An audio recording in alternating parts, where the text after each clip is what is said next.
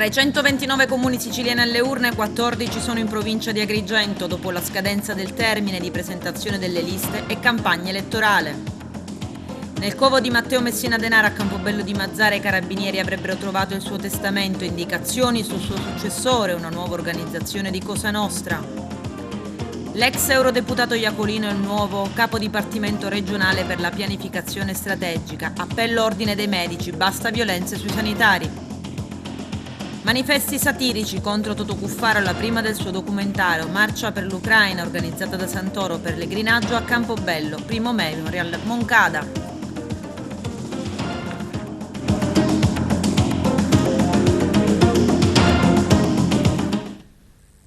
Bentrovati gentili telespettatori al nostro appuntamento con l'informazione. In apertura parliamo delle elezioni amministrative del prossimo 28 e 29 maggio con eventuale turno di ballottaggio nelle giornate dell'11 e 12 giugno. Tra i 129 comuni siciliani alle urne, 14 sono in provincia di Agrigento. Vediamo. Scaduto il termine di presentazione delle liste, adesso è campagna elettorale per le elezioni amministrative del 28 e 29 maggio. Domenica 28 dalle 7 alle 23 e lunedì 29 dalle 7 alle 15, con eventuale turno di ballottaggio nelle giornate dell'11 e 12 giugno. Tra i 129 comuni siciliani alle urne, 14 sono in provincia di Agrigento: Burgio, Cala Monaci, Castrofilippo, Cianciana, Grotte, Ioppolo Giancaxio, Licata, Lucca Sicula, Menfi, Ravanusa, Sambuca di Sicilia, San Giovanni Gemini, Sant'Angelo Muxaro e Santo Stefano di Quisquina. Dunque, a Licata i candidati a sindaco sono l'ex Angelo Balsamo, sostenuto da Fratelli d'Italia, Forza Italia e da due liste civiche; Angelo Iacona, candidato espresso dalla Democrazia Cristiana di Totò Cuffaro e sostenuto anche dalla lista Onda dell'ex deputato regionale Carmelo Pullara; e Fabio Amato, sostenuto da Movimento 5 Stelle, Partito Democratico Sud Chiama Nord e lista civica Restart. A Ravanusa sono i 4 i candidati a sindaco. Si tratta di Vito Ciotta, Cabiria, Loggia, Lillo, Massimiliano Musso e Salvatore Pitrola. San Giovanni Gemini, Gemellaggio, Giovanni Miceli, Dino Zimbardo e Rito Compilato. Cianciana, Linda Reina della lista Progetto Rinascita e Francesco Martorana, sindaco uscente con la lista Uniti per il Bene Comune. Santo Stefano Quisquina, solo un candidato a sindaco, l'uscente Francesco Cacciatore, che dovrà misurarsi solo con il quorum dei votanti. Menfi, Vito Clemente e Ludovico Viviani. Grotte, l'uscente Alfonso Provvidenza e l'ex sindaco Paolo Pilato. Burgio, Vincenzo Galifi e Franco Matinelle, entrambi con liste civiche. Castrofilippo, l'uscente Franco Badalamenti, Totò Gioacchino Baio e Ilenia Dainotto. Cala Monaci, Vincenzo Scorsone, l'uscente Pellegrino Spinelli. Lucca Sicula, l'uscente Salvatore Dazzo e l'ex sindaco Giuseppe Puccio. Sambuca di Sicilia, Sario Arbisi e Giuseppe Cacioppo. Sant'Angelo Muxaro, l'uscente Angelo Tirrito e il consigliere comunale Alfonso Caci. Ioppolo Giancaxio, Mariangela Cacciatore, sostenuta da Spazio Comune, e Domenico Migliara, sostenuto dalla lista Insieme per Crescere. Nei comuni fino a 15.000 abitanti si voterà con il sistema maggioritario a turno unico; con popolazione superiore a 15.000 si voterà invece con il sistema proporzionale, quindi con l'eventuale ballottaggio 2 settimane dopo il primo turno. Trovato dai carabinieri nel covo di Campobello di Mazara il presunto testamento di Matteo Messina Denaro, avrebbe indicato un suo successore. I dettagli con il nostro direttore Arturo Cantella. Nel covo dell'ex superlatitante Matteo Messina Denaro a Campobello di Mazara i carabinieri avrebbero trovato il suo testamento con le indicazioni sul nome del suo probabile successore. Secondo notizie di stampa, gli investigatori che indagano sulla lunga latitanza di Matteo Messina Denaro avrebbero trovato in uno dei suoi nascondigli un vero e proprio testamento mafioso con una serie di indicazioni e suggerimenti sul futuro di Cosa Nostra. Nelle note Messina Denaro avrebbe anche indicato chi dovrebbe essere il suo successore alla guida della mafia trapanese e siciliana, ma non solo.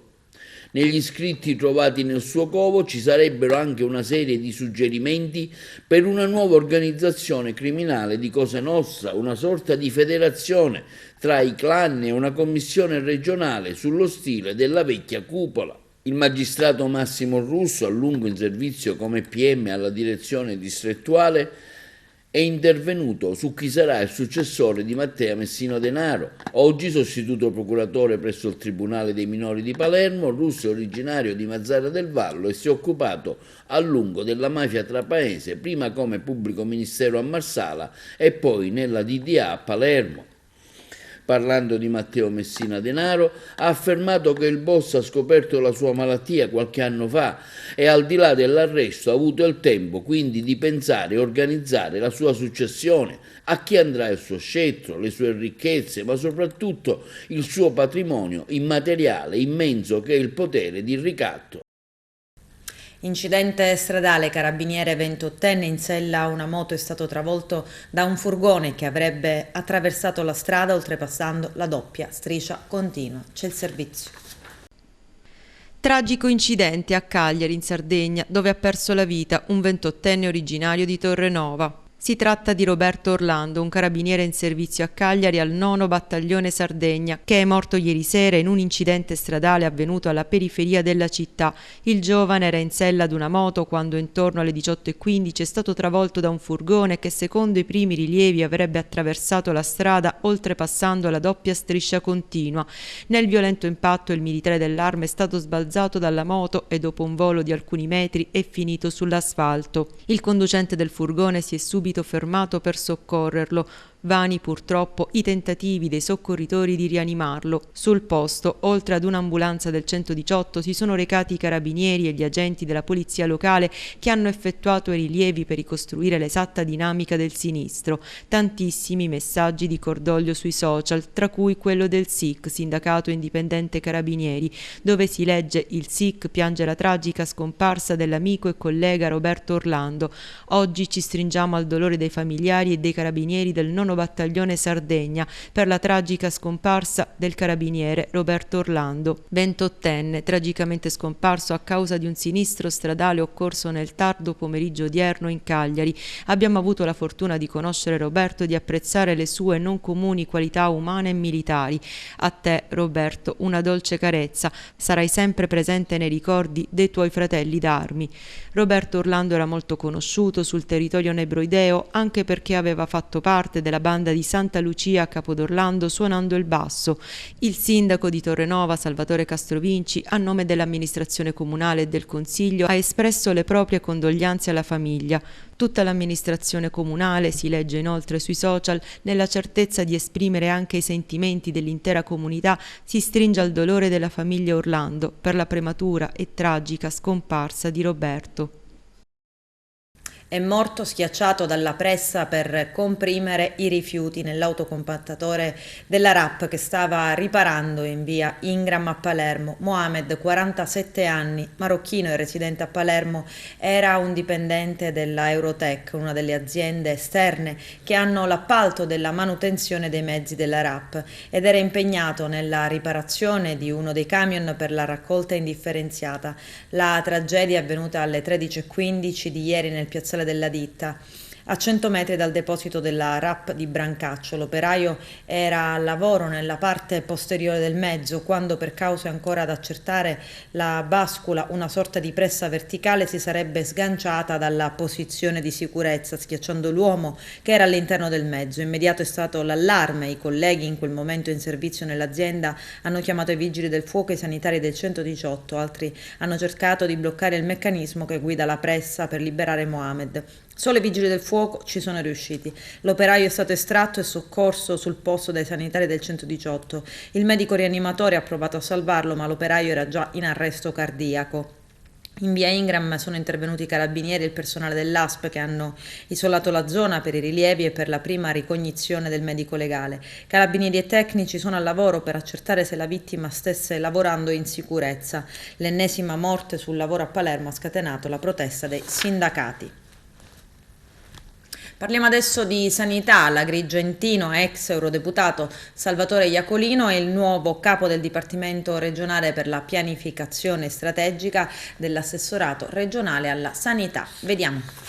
La Giunta di Governo nella seduta di ieri ha designato Salvatore Iacolino come dirigente generale del Dipartimento regionale per la pianificazione strategica dell'assessorato regionale alla salute, guidato da Giovanna Volo. L'esecutivo ha fatto un avviso pubblico inserendo una griglia di requisiti ai fini della selezione, fermo restando che si tratta di un incarico fiduciario. Hanno manifestato interesse circa 8 persone, ma il governo regionale ha puntato alla nomina di Iacolino, avendo un bagaglio di esperienza e competenze non indifferente. Salvatore Iacolino, ricordiamo, è di Agrigento e tra i manager più esperti della sanità siciliana, è stato europarlamentare tra le fila dei forzisti e ha abbracciato successivamente l'esperienza di Grande Sud a fianco di Gianfranco Miccichè. Politico del territorio nell'Agrigentino, ha mantenuto un suo forte radicamento, oggi è commissario dell'azienda Policlinico di Palermo. Iacolino è utile riferimento non solo organizzativo all'interno dell'assessorato, guidato da Giovanna Volo, alle prese con le emergenze della sanità nei territori con la spinosa vicenda della stabilizzazione dei precari Covid. In una nota Salvatore Iacolino afferma come la nomina del governo regionale, presieduto dall'onorevole Schifani, che ha ritenuto di individuarmi quale dirigente generale del Dipartimento di Pianificazione Strategica dell'assessorato regionale alla salute, mi riempie di orgoglio e di una grande responsabilità nei confronti dei siciliani. So di poter contare su saggi consigli del presidente Schifani, afferma l'onorevole Iacolino, sull'esperienza dell'assessore Volo e su un apparato burocratico solido e competente, pronto per raccogliere la nuova entusiasmante sfida. E la Giunta regionale ieri ha anche deliberato la riprogrammazione delle risorse previste dal programma straordinario di interventi finanziato con i fondi statali del CIPE, cofinanziando con risorse regionali. Il totale degli investimenti ammonta a 958 milioni di euro.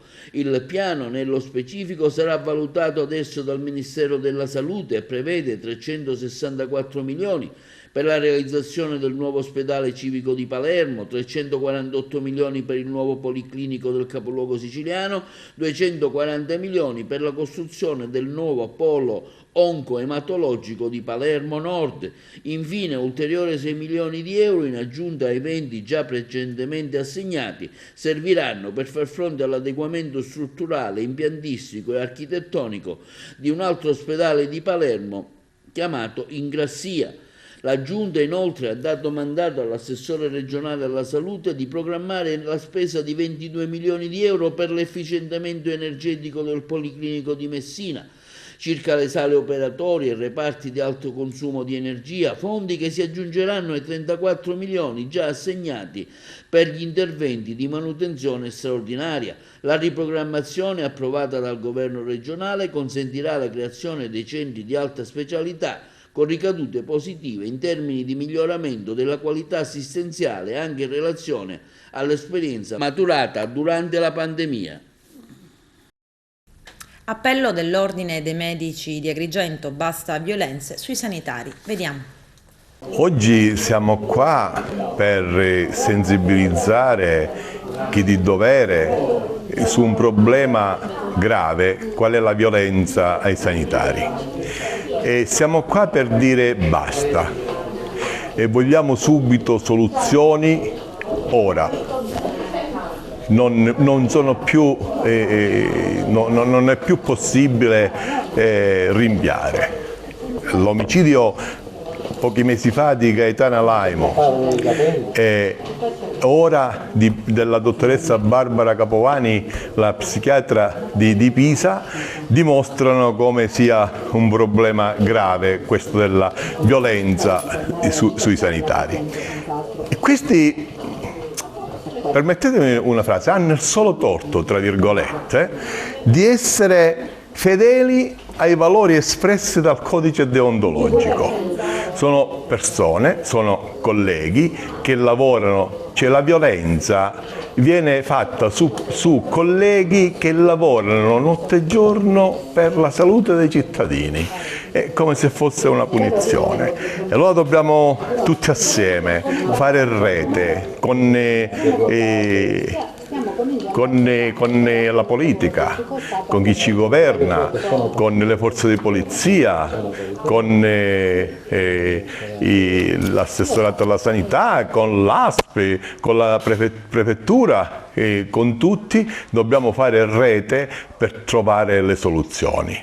Perché dobbiamo cominciare alla valorizzazione della persona, alla valorizzazione umana, a ricreare questo rapporto medico-paziente che può cercare di lenire questa violenza. Dobbiamo far sì, altri problemi sono venire incontro a questo numero esiguo di personale impegnato anche in fatti burocratici, che non ha più il tempo di dedicare il tempo nella comunicazione, nella comunicazione con il paziente, perché oggi come oggi è sempre più valido il discorso che il tempo di comunicazione è tempo di cura, e dobbiamo puntare anche sulla digitalizzazione sanitaria, sulla prevenzione, fare tutto perché si possa veramente chiudere questo discorso sulla violenza. Non se ne può più sulla violenza, perché violenza verbale, violenza fisica, che sfocia poi negli omicidi a cui abbiamo assistito. Sento il dovere di ringraziare il Presidente dell'Ordine dei Medici, il Dottore Sandro Pitruzzella, per questa iniziativa. Ci ha dato la possibilità di attestare la nostra solidarietà alla memoria della collega, diciamo, brutalmente trucidata presso l'ospedale di Pisa, una psichiatra che espletava il proprio dovere. Purtroppo in questo periodo storico la psichiatria sta vivendo un momento di grande difficoltà dovuta alla carenza di organico che accomuna anche altre discipline, ma soprattutto a nuovi mandati che la psichiatria è chiamata ad adempiere, non solo in merito alla cura, ma purtroppo anche con deleghe a volte dall'autorità giudiziaria in merito all'applicazione di misure di sicurezza per pazienti con pericolosità sociale psichiatrica, ospitati presso strutture o anche in libertà vigilata. Oggi siamo qui tutti riuniti, colleghi medici e medici odontoiatri, per lanciare un messaggio forte alla pubblica opinione, ai nostri concittadini, ai nostri utenti pazienti, che sono quelli a cui tutta la nostra vita professionale è rivolta. È strano che un paziente possa arrivare ad uccidere in maniera premeditata e determinata il proprio medico. È l'atto più efferato che possa essere, perché si dimentica che vi è un patto terapeutico che è quello che vede il medico prendersi cura come atto quasi divino della salute del paziente a cui lui si affida.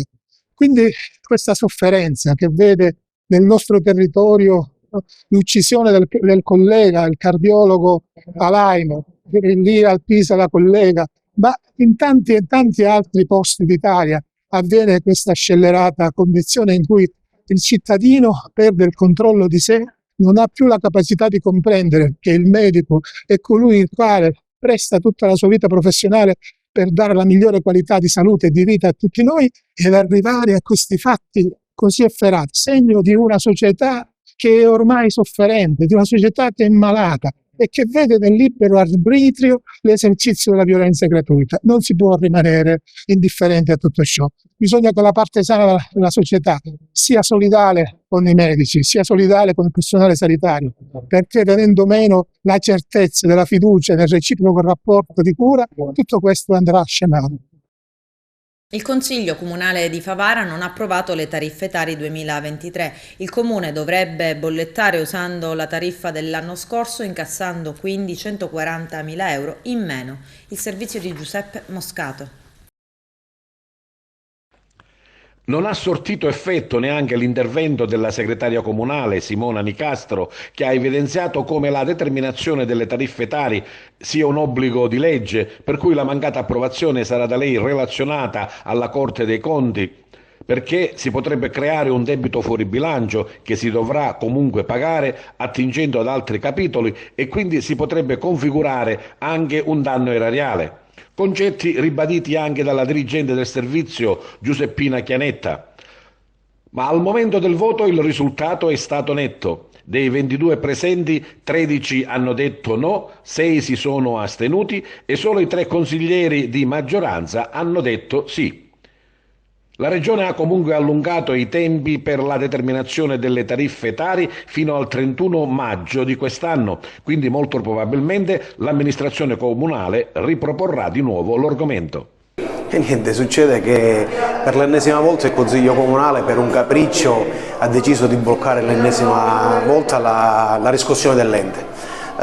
Purtroppo abbiamo chiaramente, in modo inequivocabile, spiegato in aula, sia dal punto di vista tecnico, amministrativo, ma anche dei numeri, perché abbiamo dimostrato i successi raggiunti dalla mia amministrazione smentendo in modo palese le bugie che erano circolate in questi giorni, nonostante gli sforzi, nonostante le parole della dirigente, dell'assessore alle finanze, Pier Vaccaro, Attardo, le mie parole, le mie rassicurazioni. Ahimè, il Consiglio Comunale, si diceva una volta, non c'è più sordo di chi non vuole sentire. È facile fare populismo parlando di aumenti, si tratta in realtà di adeguamenti stabiliti per legge, stabiliti con le tariffe calcolate al 2020, ha deciso di bloccare ancora la riscossione dell'ente, causando gravi disagi sicuramente per poter onorare le fatture delle ditte che svolgono il servizio, poter pagare gli operatori, con il rischio di trovarsi nei prossimi mesi nuovamente con qualche sciopero. Speriamo di no, noi abbiamo lavorato fino adesso per scongiurare tutto questo.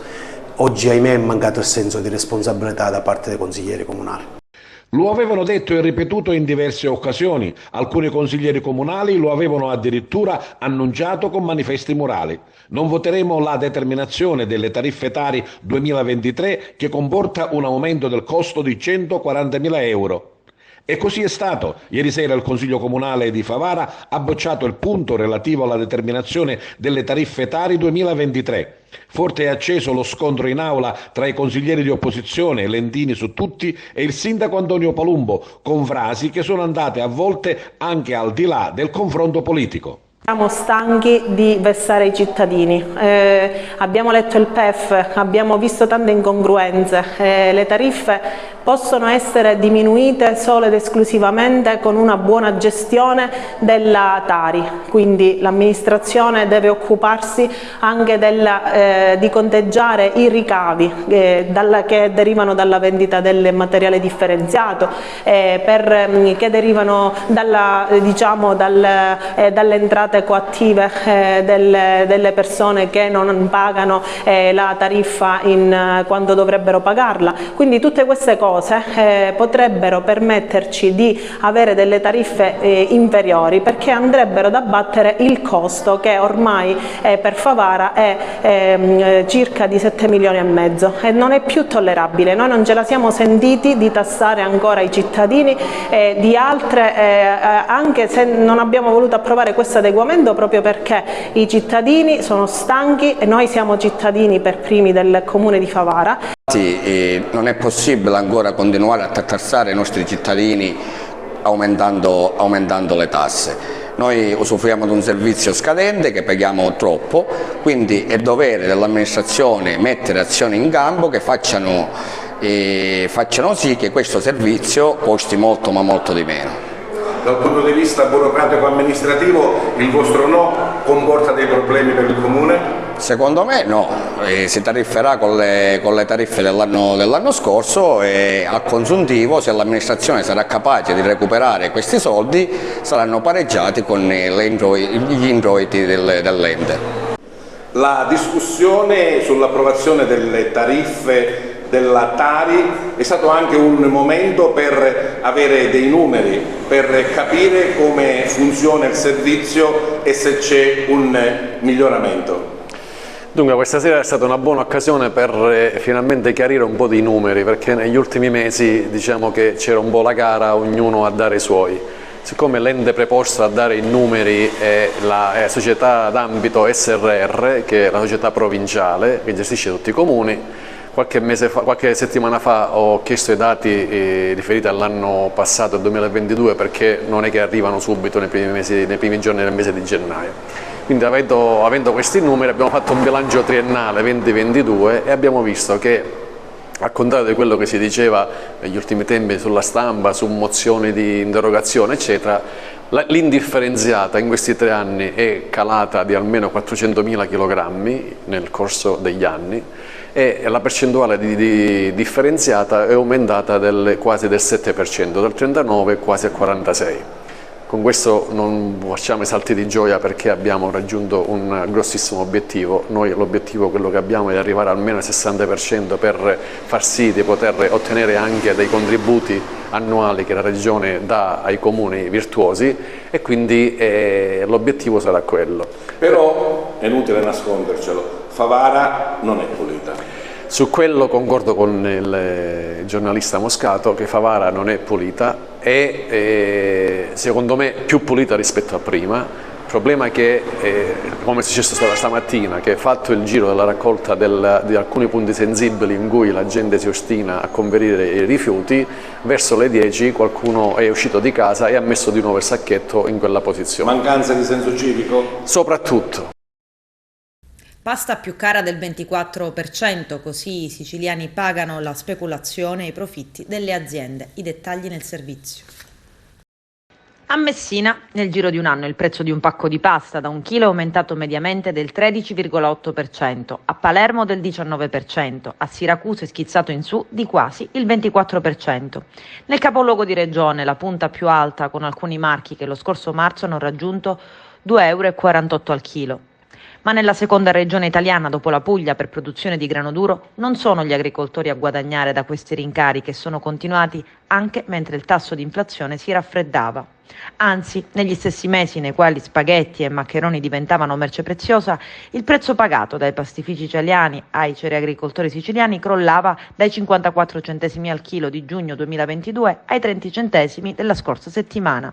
Un paradosso denunciato da Coldiretti che, dati alla mano, ha segnalato come nell'ultimo anno ad un aumento del 18% del prezzo della pasta abbia corrisposto una diminuzione di quello del grano del 30%.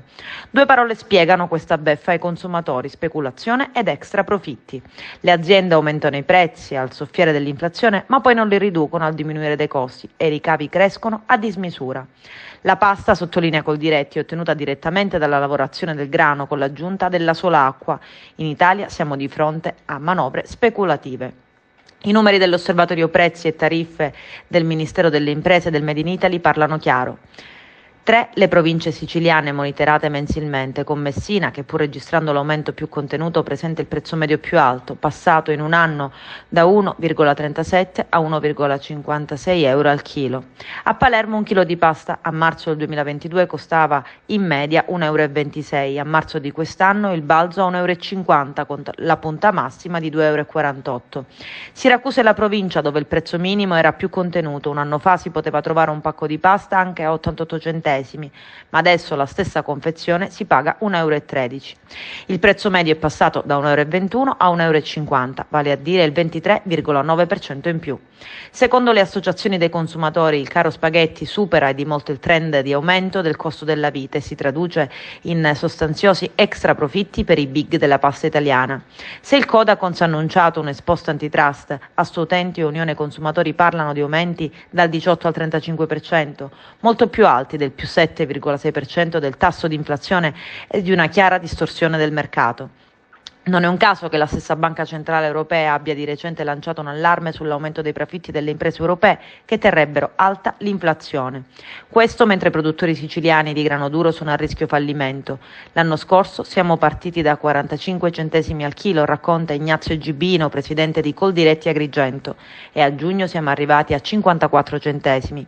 Poi il prezzo è iniziato a scendere fino agli attuali 30 centesimi. Imprese artigiane, sì della giunta regionale per credito agevolato per 38 milioni. Arturo Cantella. Contributi in regime de minimis per il credito agevolato alle imprese artigiane dell'isola, questo quanto approvato dalla Giunta regionale su proposta dell'assessore alle attività produttive, per la concessione di contributi per l'operazione di credito agevolato destinato agli artigiani. La misura dell'aiuto del valore di ben 38 milioni di euro è stata messa a punto dal Dipartimento delle attività produttive e ha avuto il via libera della Giunta regionale con alcune modifiche relativamente alle modalità operative. Il soggetto gestore sarà la CRIAS e pubblicherà a breve un bando dove individuerà tra i beneficiari degli interventi agevolati le imprese artigiane che abbiano stipulato con le banche contratti di finanziamento esclusivamente destinati a investimenti e spese al servizio delle attività, escluse quelle fuori dal campo di applicazione del regime de minimis.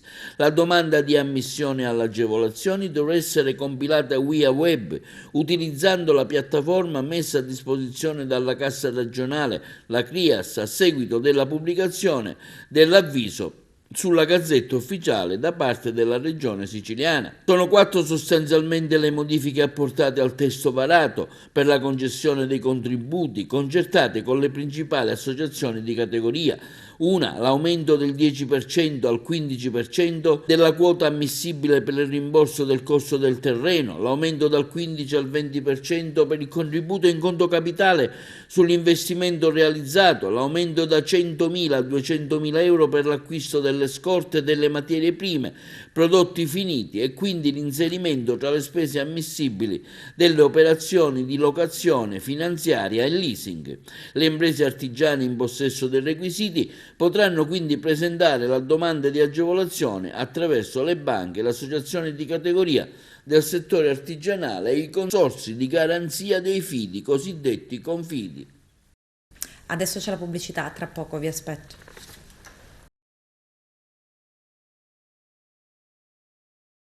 Assoluzioni e riduzioni di pena nel processo d'appello per le spese pazze all'Assemblea regionale siciliana.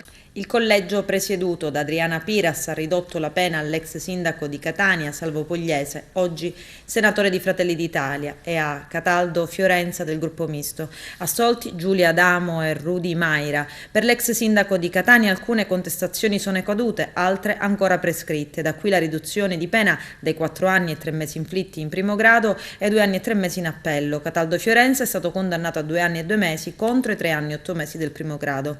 Contestate le spese effettuate in supermercati, in farmacia, ma anche per comprare un barbecue. La legge Severino prevede l'incandidabilità in caso di pene superiori ai 2 anni. La Corte d'Appello ha anche tolto la pena accessoria dell'interdizione dai pubblici uffici. Presenteremo ricorso in Cassazione dopo il deposito delle motivazioni della sentenza, ha detto l'avvocato di Salvo Pugliese. Totò Cuffaro riabilitato e presto beatificato. Al Politeama i nuovi manifesti satirici nel giorno della proiezione del documentario sull'ex governatore. Vediamo. Nel giorno della prima del documentario su Totò Cuffaro, il collettivo Offline torna a tappezzare di manifesti satirici alcune strade a Palermo. Era già successo durante la campagna elettorale con slogan Forza Mafia e faccioni di Totò Riina. Ieri sono apparsi manifesti con la scritta Totò Cuffaro riabilitato e presto beatificato, affissi in via Paternostro, a piazza Sant'Oliva e a piazza Castelnuovo. Non una scelta casuale, era il giorno della proiezione al Cinema Politeama del documentario sull'ex governatore. Ci siamo permessi di offrire le nostre competenze artistiche, si legge in una nota del collettivo Offline Palermo, proponendo una locandina ispirata all'opera del 1984 di George Orwell. Inoltre, soffermandoci sull'avvenuta riabilitazione del maratoneta, ci è sembrato doveroso auspicare la beatificazione, con un manifesto posto all'atere della locandina summenzionata. Cuffaro fu condannato definitivamente a 7 anni di reclusione per favoreggiamento personale verso appartenenti a Cosa Nostra e rivelazione di segreto istruttorio. Recluso a Rebibbia dal 22 gennaio 2011, è stato scarcerato il 13 dicembre 2015. Staffetta dell'umanità per la pace da Aosta a Lampedusa contro la guerra in Ucraina per riaccendere la speranza. Arturo Cantella.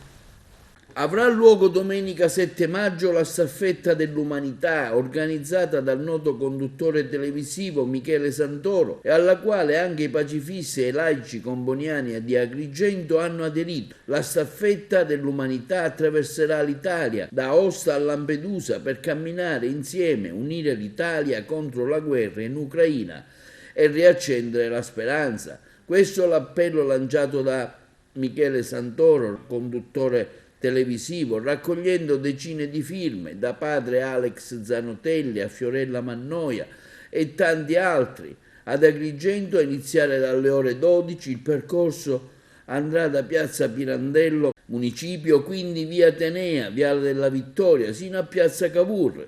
Invito le persone di buona volontà a partecipare a questa camminata per dire forte basta guerre.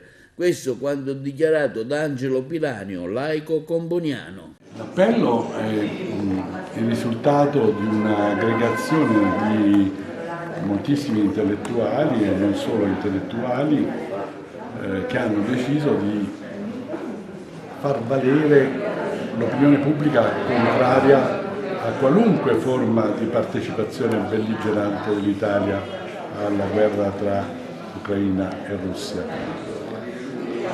Quindi è una presa di posizione molto netta ed è anche un invito ai leader che si sono espressi contro l'invio di armi in Ucraina a prendere una posizione più decisa in questa direzione. Noi siamo convinti che l'Italia possa svolgere un ruolo fondamentale per la pace se esce dalla guerra. Quindi l'Italia deve esprimere tutta la sua solidarietà nei confronti dell'Ucraina e in qualsiasi forma non armata, come la nostra Costituzione recita. Quindi questo è il nostro appello. Per quanto riguarda la staffetta è un tentativo molto ambizioso perché non si tratta di convocare una piazza, cosa che è molto più facile, ma di presidiare con una linea continua circa 4.000 km in Italia, congiungendo non solo Aosta a Lampedusa idealmente, ma congiungendo anche con linea tutta una serie di affluenti di questo fiume principale che partono da Trieste, che partono da Milano, che partono da Cagliari. Da più di 70 anni, nei primi giorni del mese di maggio, a Campobello di Licata si svolge il pellegrinaggio all'Ucristum. Ogni anno è una nuova emozione, un momento che mette insieme fede e spiritualità, una tradizione che di anno in anno si rinnova con entusiasmo e grande devozione, un evento dai connotati particolari che si sviluppa all'interno di una vigna, un percorso lungo circa 1 chilometro in un'atmosfera suggestiva. Vediamo. È il 3 di maggio che ogni anno da Campobello si veniva in processione al Cristo che è proprio sulla strada che va per Licata. Poi dopo un po' di tempo ecco, la cantina ha messo a disposizione locali e fa sì che si iniziasse proprio da qui per questa Via Lucis, serve la Via Crucis della Pasqua però, ecco, della luce. E quindi c'è questa riunione di persone che poi magari alla fine stanno un pochettino, dopo la preghiera si sta un pochettino tutti insieme, una serata di fraternità e di gioia. Ecco, la croce sempre al primo posto perché è la croce il nostro segno di salvezza. Bisogna dire che è una tradizione questa che si va ampliando ancora di più, con la partecipazione di altri gruppi polifonici, di fedeli che vengono dalla vicine zone, insomma ci sono tante cose che ci spingono ad organizzarla sempre al meglio per far sì che questa manifestazione diventi una partecipazione di popolo. Fortitudo Agrigento, sabato 6 maggio a Porto Empedocle, primo memorial Moncada. Arturo Cantella. Un anno fa, il 5 maggio, ci lasciava il nostro presidente Salvatore Moncada e noi vogliamo ricordarlo con un sorriso, uno di quelli che lui ci donava quotidianamente, quel sorriso che spesso nasceva dalla sua grande passione, la pallacanestro. Questo quando comunicato dalla società Fortitudo Moncada. Non c'era altro modo di omaggiarlo se non giocando a pallacanestro al Palla Moncada e coinvolgendo i giovani del futuro, i cestisti del domani e chissà che prima o poi qualcuno di loro non indossi la casacca della prima squadra della Fortitudo Agrigento. Sabato dalle 16:30 alle 18:30 si svolgerà il primo memorial dedicato proprio a Salvatore Moncada, un torneo dedicato ai piccoli cestisti che vanno dai 5 ai 14 anni. Le squadre partecipanti sono la Fortitudo Agrigento, il Real Basket Agrigento, la SD Libertas di Real Monte, la Polisportiva Canicattì Sport, Virtus Basket Sommatino e la SD di Anguillara Basket. All'ingresso ci sarà anche una mostra fotografica sulla storia della Fortitudo che durerà fino alla fine della partita contro il Rimini, che si giocherà appunto domenica alle ore 17. Calcio a 5 femminile, terminano i play-off per Akragas e Canicattì. Carmelo Lentini.